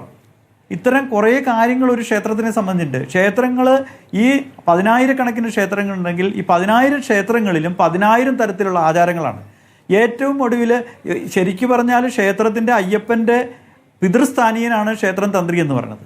അപ്പോൾ ഒരു ഭക്തനെ സംബന്ധിച്ചിടത്തോളം ക്ഷേത്രത്തിൻ്റെ ദേവൻ്റെ പിതൃസ്ഥാനത്ത് നിൽക്കുന്നതാണ് തന്ത്രി എന്ന് പറയുന്നത്. ആ തന്ത്രിയെ കളിയാക്കുക. കൂടാതെ ആചാര ലംഘനം എന്ന് പറയുന്നുണ്ട്. ക്ഷേത്രത്തിൻ്റെ ബലിക്കല്ല് എന്ന് പറയുന്നത് ക്ഷേത്രത്തിൻ്റെ ദേവൻ്റെ സൈന്യാധിപൻ്റെ സ്ഥാനമാണെന്ന്. ആ സൈന്യാധിപൻ്റെ സ്ഥാനത്തിരിക്കുന്ന ബലിക്കല്ലിനെ ചവിട്ടിക്കൊണ്ടൊക്കെ നടക്കുക. അതുപോലെ തന്നെ അവിടെ ആചാരങ്ങൾ ലംഘിക്കുക. ഏറ്റവും ഒടുവിലുള്ള ആചാര ലംഘനം നടന്നത് കഴിഞ്ഞ 20-ാം തീയതി പമ്പയിൽ നടന്ന അയ്യപ്പ സംഗമത്തിലാണ്, ആഗോള അയ്യപ്പ സംഗമത്തിലാണ്. എന്താണ് ഉണ്ടായത്? മുഷ്ടി ചുരുട്ടി പിടിച്ചുകൊണ്ട് ശരണം വിളിക്കുന്ന ഒരു നടപടി ഉണ്ടായി. അതൊരു ആചാര ലംഘനമായിട്ടാണ് ഞങ്ങൾക്ക് തോന്നുന്നത്.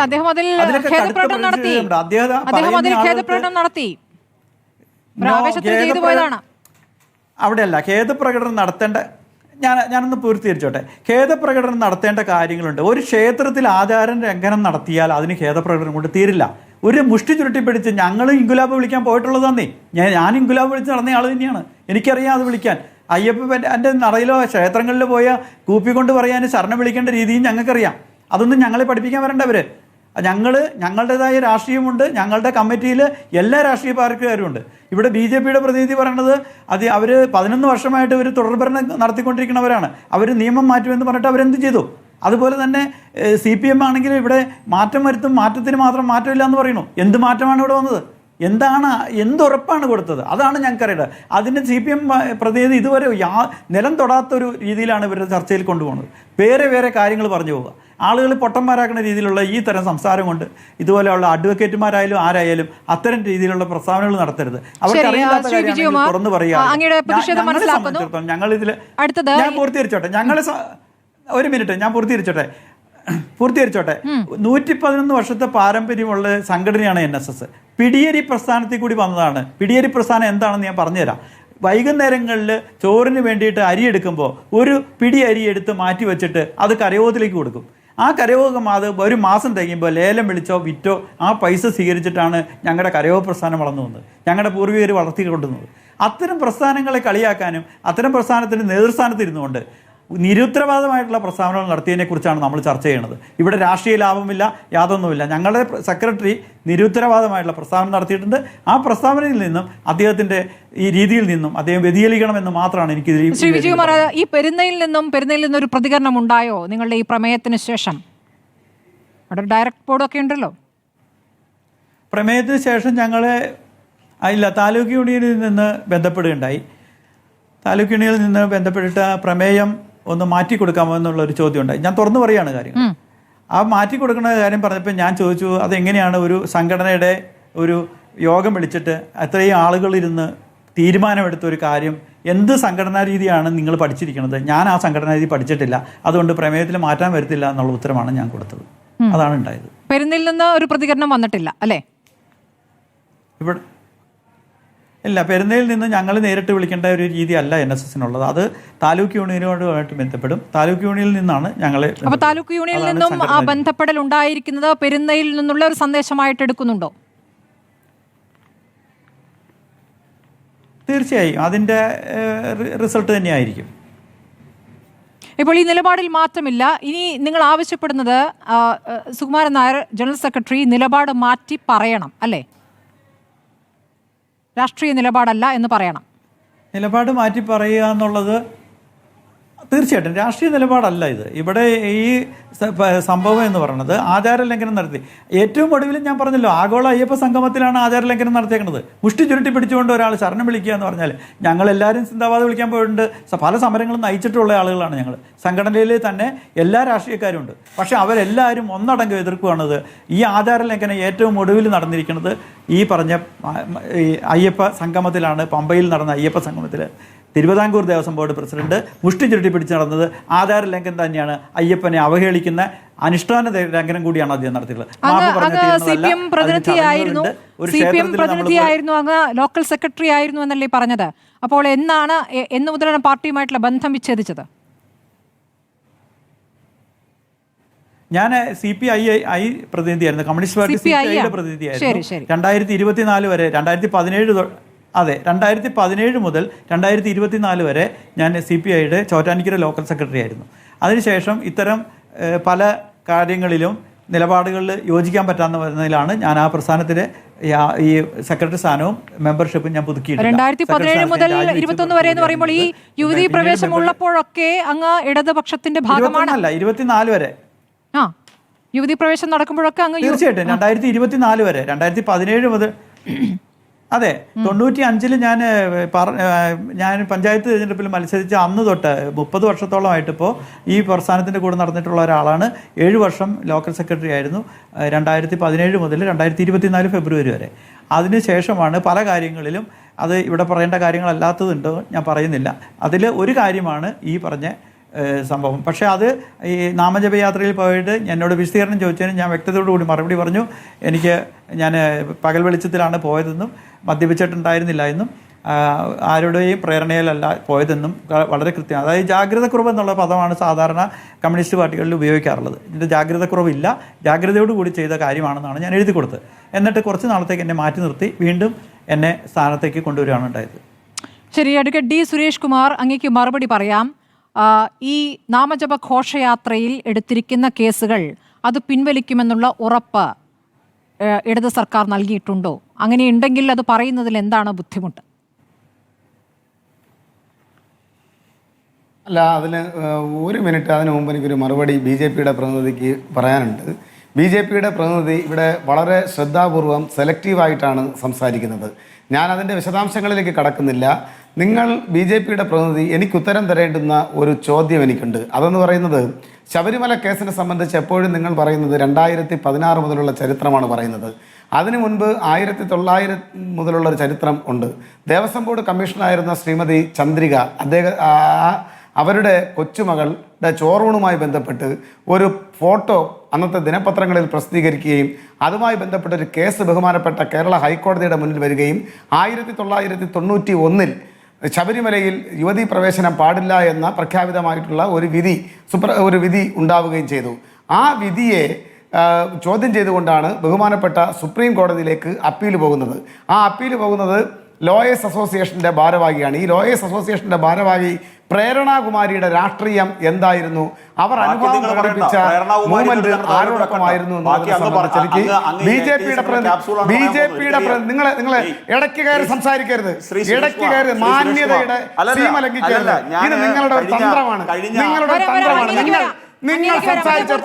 നിങ്ങൾ സംസാരിച്ചപ്പോൾ ഒരു വാക്കിന് വേണ്ടിയിട്ടില്ല.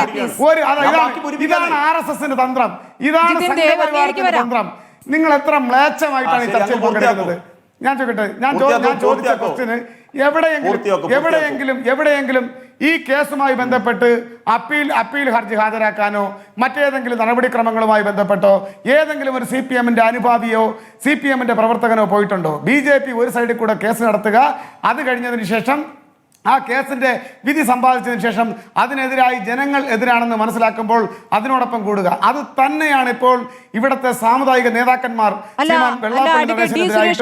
NSSന്റെ ജനറൽ സെക്രട്ടറി ബഹുമാന്യനായിട്ടുള്ള ഞാൻ ഒറ്റ എന്നെ പൂർത്തിയാക്കാൻ അനുവദിക്കണം. അവരുടെ തെരഞ്ഞെടുപ്പുകൾ നടക്കുമ്പോൾ എല്ലാ രാഷ്ട്രീയ പാർട്ടിയുടെ നേതാക്കന്മാരും ഈ സമുദായ നേതാക്കന്മാരെ കാണാൻ പോവുകയും അവരോട് സഹായം അഭ്യർത്ഥിക്കുകയും ചെയ്യും. ഏറ്റവും കൂടുതൽ പോകുന്നത് ആരാണെന്നുള്ളതിനെ സംബന്ധിച്ച് ഞാനിവിടെ വിശദമാക്കാൻ ആഗ്രഹിക്കുന്നില്ല. ഇന്നും ഇപ്പോൾ അവരുടെ നിലപാടിൽ നിന്നും അവരെ പിന്തിരിപ്പിക്കുന്നതിന് വേണ്ടി, അവരുടെ കാല് പിടിക്കുന്നതിന് വേണ്ടി അവരുടെ അടുക്കലേക്ക് പോവുകയും അതോടൊപ്പം തന്നെ കാളികൂളി സംഘങ്ങളെ ഏർപ്പാട് ചെയ്ത് അവരെ പൊതുജന മധ്യത്തിൽ വേട്ടയാടുന്നതിന് വേണ്ടിയിട്ടുള്ള ബോധപൂർവമായ പരിശ്രമം നടത്തുകയാണ്. ഒരേ സമയം ഇരയോടൊപ്പം ഓടുകയും വേട്ടക്കാരനോടൊപ്പം വേട്ടയാടുകയും ചെയ്യുന്ന സമീപനം BJP-യും കോൺഗ്രസും ഈ സംസ്ഥാനത്ത് സുരേഷ് കുമാർ, നിങ്ങൾ ഒരു കാര്യം പറയൂ.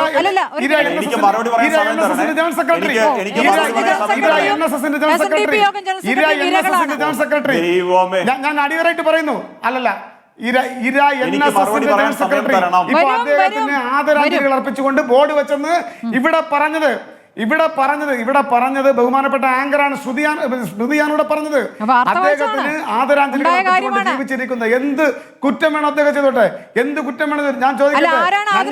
ഇടതുപക്ഷവുമായി ബന്ധപ്പെട്ട്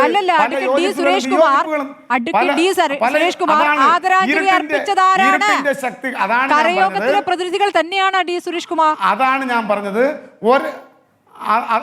ഈ കരയോഗത്തിലെ പ്രതിനിധി ഞാൻ അതാണ് പറഞ്ഞു വന്നത്. ഞങ്ങൾ ഇടതുപക്ഷവുമായി ബന്ധപ്പെട്ട് ഈ മേൽപ്പറഞ്ഞ ആളുകൾക്ക് യോജിപ്പിന്റെയും വിയോജിപ്പിന്റെയും കാലഘട്ടം ഉണ്ടായിട്ടുണ്ട്. ഒരിക്കലും ആദരാഞ്ജലികൾ അർപ്പിക്കുന്ന മ്ലേച്ഛമായ നിന്ദ്യമായ നടപടികളിലേക്ക് ഞങ്ങൾ പോയിട്ടില്ല. ഞങ്ങൾ അങ്ങനെയുള്ള രാഷ്ട്രീയമല്ല ശീലിച്ചിട്ടുള്ളത്.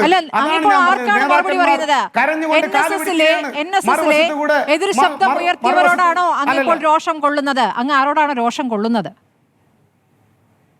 അല്ലല്ല ഞാൻ NSSന്റെ ഉള്ളറകളിൽ NSS സമദൂരം പിൻവലിച്ചോ ശരിദൂരം കണ്ടെത്തിയോ എന്നുള്ളതൊന്നും CPM-നെ സംബന്ധിച്ചുള്ള അഭിപ്രായമല്ല. ഇവിടുത്തെ പ്രശ്നം എന്ന്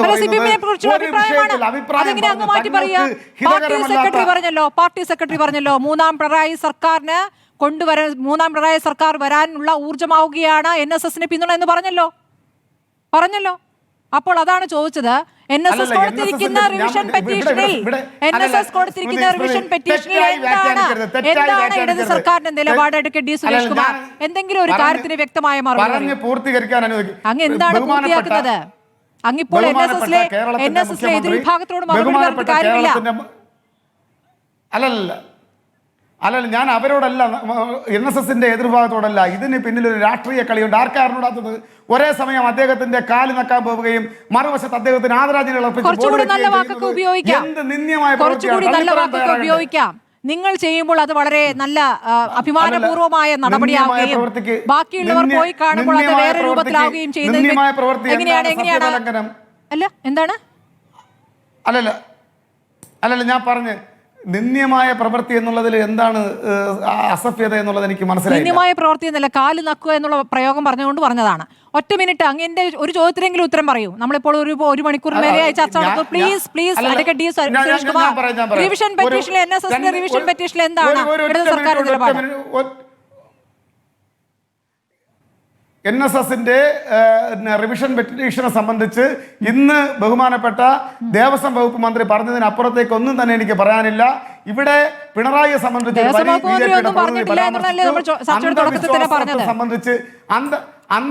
ഞാൻ പറയട്ടെ, അന്ധവിശ്വാസത്തെ സംബന്ധിച്ച് പറയുമ്പോൾ നിങ്ങൾ എത്രയോ കാലമായി വിശ്വാസം കൊണ്ട് ഖണ്ഡിക്കാൻ ശ്രമിക്കുകയാണ്. നിങ്ങൾ വിശ്വാസം കൊണ്ട് ഖണ്ഡിക്കാൻ ശ്രമിക്കുന്നതിന് ഈ നാട്ടിലെ ജനങ്ങൾ അതിനെ സംബന്ധിച്ച് കൃത്യമായി മനസ്സിലാക്കിയത് കൊണ്ടാണ് രണ്ടാം പിണറായി സർക്കാർ ഈ കേരളത്തിൽ അധികാരത്തിൽ വന്നത് എന്ന് എൻ്റെ പ്രിയ സുഹൃത്ത് മനസ്സിലാക്കിയിരിക്കണം. പ്രിയപ്പെട്ട നിങ്ങൾ ഒരു കാര്യം കൂടെ പറഞ്ഞു, കേരളം ആകെ തകർന്നുപോയി. കേരളം തകർന്നുപോയ കണ്ണുകൊണ്ട് നിങ്ങൾ എന്താ ഇന്ത്യ തകർന്ന കാഴ്ച കാണാത്തത്?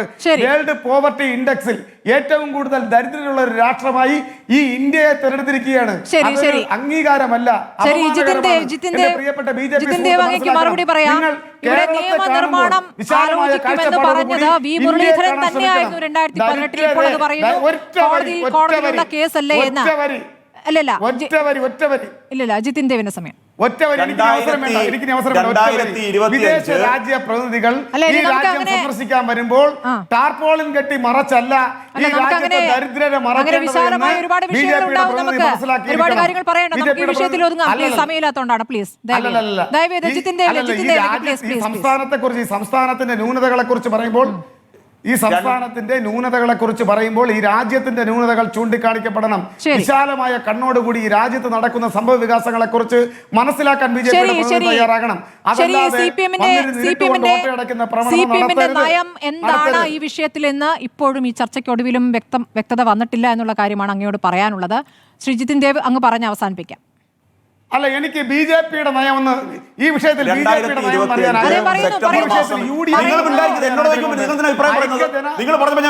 ജനാധിപത്യ മുന്നണി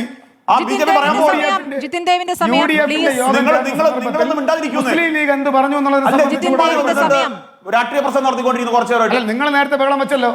നിങ്ങൾ 2025 സെപ്റ്റംബർ മാസം 26-ാം തീയതി 8:11 BJP-യുടെ പ്രതിനിധിയായി ഞാൻ പറയുന്നു, ശബരിമലയിലെ ആചാരങ്ങളും അനുഷ്ഠാനങ്ങളും സംരക്ഷിക്കപ്പെടേണ്ടതാണ്.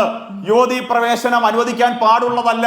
ഇതാണ് BJP-യുടെ. നിങ്ങളുടെ പറയുന്നേ 2025 സെപ്റ്റംബർ മാസം 26, 8:11 ഇപ്പോ സമയം. ഞാൻ ഉറക്കെ പറയാൻ തയ്യാറാ. എന്താണ് CPM-ന്റെ നിലപാട്? പറയാനുള്ള ആർജവം നിങ്ങൾക്കുണ്ടോ? പിന്നെ നിങ്ങളുടെ ഉള്ളിൽ ഉറങ്ങിക്കിടന്ന ഒരു സാധനം ഇപ്പൊ പുറത്തിയാടി. നിങ്ങൾ പറഞ്ഞ വാചകം എന്താ അറിയുമോ? കാളി കൂളി പറഞ്ഞുകൊണ്ടിരിക്കുന്നത്. അപ്പം നിങ്ങൾക്ക് ആവശ്യമുള്ള സമയത്ത് പരത്തി പറയാം, ആവശ്യമില്ലാത്ത സമയത്ത് നിങ്ങൾക്ക് എതിർത്തു പറയാം. ഇതാണ് നിങ്ങളുടെ സാധനം. നിങ്ങളുടെ വായി തന്നെയല്ലേ ഇപ്പൊ ഈ പറഞ്ഞ ദുഷിച്ച വർത്താനം പുറത്തേക്ക് ചാടിയത്. അപ്പൊ നിങ്ങളുടെ നിലപാട് എന്താണ്? ജ്യോതി പ്രവേശനത്തിന് നിങ്ങളുടെ നിലപാട് എത്ര നേരമായി? ഒരു മണിക്കൂറായിട്ട് ചോദിക്കുന്നു. ശ്രീരാമസേനയുടെ അധ്യക്ഷൻ. ശരി, നമുക്കിനി പെരുന്നയിലേക്ക് ആരൊക്കെ പോകുന്നു എന്നാണ്. അതോടൊപ്പം NSS-ൽ നിന്നും ഈ കൂടുതൽ എതിർ ശബ്ദങ്ങൾ വരുമോ എന്നുള്ളതും വരും മണിക്കൂറിൽ അറിയാം. വളരെ നന്ദി. D Suresh Kumar, N Sreekumar, VS Jithin Dev ചർച്ചയിൽ പങ്കെടുത്തതിന്.